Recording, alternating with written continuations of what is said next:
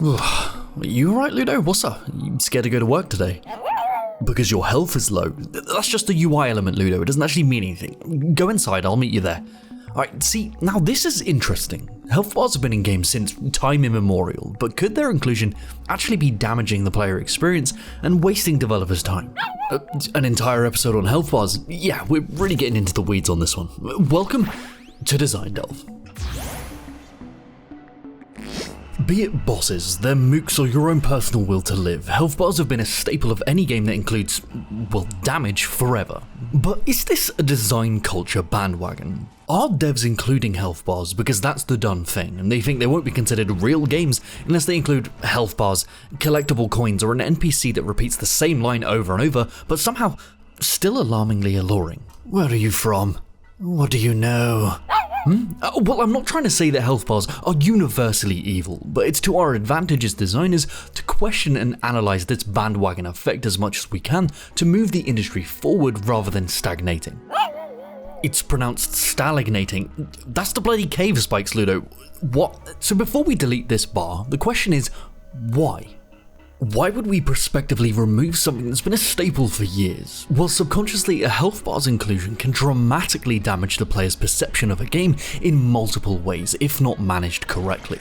On a basic level, this is something we actively want. We want these moments of panic where the player can see their health is getting low. This tension creates adrenaline in their body pipes, and we want them to stay in this state but not die, because this is so satisfying to overcome but devastatingly immersion breaking to fail at. And because of this, a lot of developers use something called gradient health. Imagine that there is a gradient over top the player's health bar itself.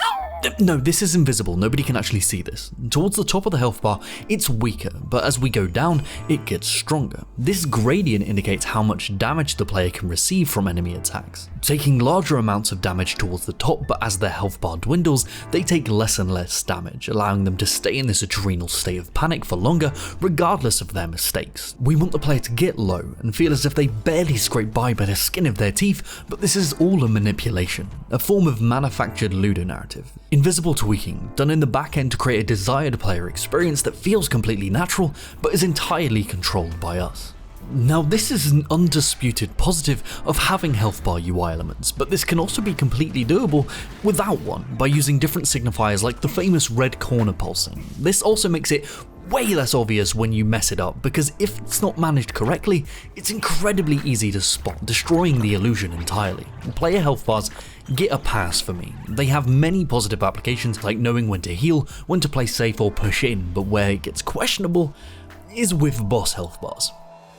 Now, they can be used for good, a sign of progress and power for the player and the enemy, but because of this, they're incredibly difficult to balance correctly. Not balance in power, but balance in perception. Seeing a health bar slowly tick down from your pathetic plinks can make the player feel weak and ineffective, which is great if that's the desired outcome, save for a low-level character to create juxtaposition gratification through power increase later on, but if that is not intentional, it can cause a dump truck load of ludonarrative dissonance on either side. A boss can look imposing as fuck but feel like a wet blanket simply because their health bar depletes slightly too fast. This can be used for comic effect, but in reality, it makes the game feel shite.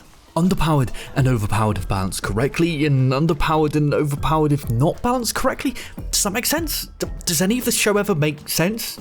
Oh, piss off, smartass. Having health bars clues players into the balance and manipulations we try to get away with as designers, but their positives are also applicable if we completely remove them. So let's do that and see what effect this has.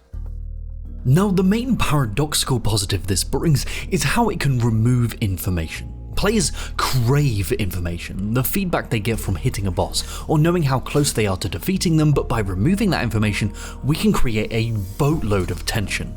A whole slew of new gameplay questions arise from this. How powerful is this enemy? Are my attacks effective? Is it actually dead, or is it just pretending? It forces players to focus on the boss's attack patterns and behaviour instead of their eyes darting around to the corners or bottom of the screen, taking their attention away from the one thing that is a danger to them. See, yeah, I understand why it is standard to have UI elements in these areas, but my god does this do some damage, especially if you're an ultra-wide gamer.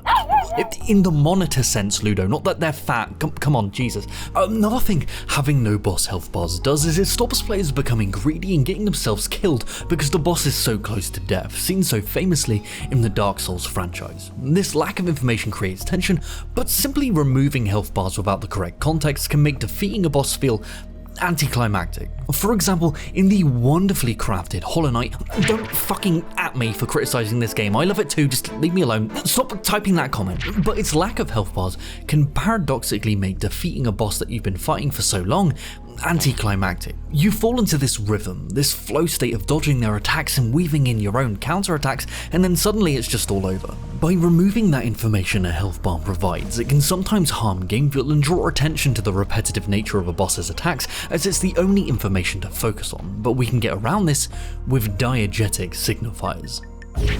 As someone who is working on a game with no dialogue or UI whatsoever, I've had to do a ton of diegetic communication through level design alone, and in the same vein with the absence of health bars, you can communicate with the player via diegetic signifiers on the enemies themselves.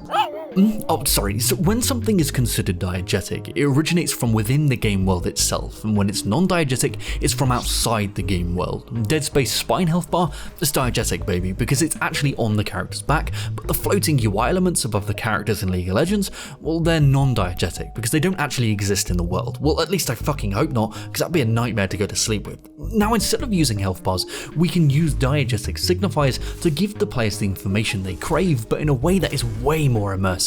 Like armor falling off as the battle progresses, or the enemies beginning to limp, bleed or lose entire limbs as their health total depletes. That's the exact same thing as this, but eliminates UI elements and forces the player to pay attention to these bosses. Monster Hunter is the perfect example of this in motion. No health bars whatsoever, the only information about the bosses you can glean is its physical state and how its behaviour changes over time, and I'll tell you what, even though these hunts take an average of 20 to 40 minutes, beating on a boss's ass, not like that, and slowly morphing them from an imposing predator into a hobbling wreck is so unbelievably satisfying. But just for the sake of study, let's add a health bar back into Monster Hunter. Now, the reality of how little damage you do and how gargantuan the boss's health bars actually are become the main focus of the battle rather than the boss's behaviour. Knowing the boss's health bar isn't needed, having that precise information, or not so precise thanks Gradient Health, doesn't actually change your tactics of don't get slapped by the giant bloody T-Rex. Diegetic signifiers give the player the information they crave without any of the negative effects a health bar brings. They are in a lot of ways vastly superior to health bars, so why don't more games do this? Simply put, they can force a horrific amount of resources to be diverted away from other areas of development. In Monster Hunter, it makes sense to divert all of your resources towards animations and diegetic signifiers on the bosses because the entire game is about bosses, so they can afford to do this. But in Dark Souls, bosses are only half of the experience, so is it worth potentially lacking in level design scope so that bosses can have diegetic signifiers? Yeah, I think not too. The answer to the question, should bosses have health bars, like with everything in game development, is it fucking depends, doesn't it? At the end of the day, players want feedback to their actions, and the cheapest and most efficient way to do this is through health values displayed on screen, but by giving players this information so directly, it can screw with their perception of enemies, their own power, and clue them into our behind-the-scenes manipulations, but removing them is not a universal fix. For example, in tactical RPGs, health bars are basically required for planning the tactics, who to prioritize, when to heal and when to use spells, and removing health bars here drastically affects the game as a whole. But removing them in action RPGs can remove information to greatly increase tension, but if the proper care is not put into replacing that information with diegetic signifiers, then the game can feel lackluster and draw attention to its repetitiveness. It's up to us as game designers to challenge this bandwagon and not include designs because that's the done thing, but because it enhances the experience. We need to ask ourselves, is it right for our game? Does it improve the experience? And the answer to that is always, it fucking depends. Ugh, game development is hard, but do you know what else is hard? Granite. Yeah, true. What? I've lost my train of thought. What do you think? What positives or negatives do you think health bars bring to games, and what can we do as designers to help all of this? Let us know down below because we would love to discuss this with you. Alright. Oh, yeah, so we're going to GDC this year, and if any of you want to meet up and potentially work on a design delve together, hit us up on Twitter, because we'd love to meet up with you fellow game design nerds. Alright, say goodbye, Ludo. Okay, bye guys. This video is sponsored by Death Trick Double Blind, a non-linear detective visual novel coming March 14th to Steam and Nintendo Switch.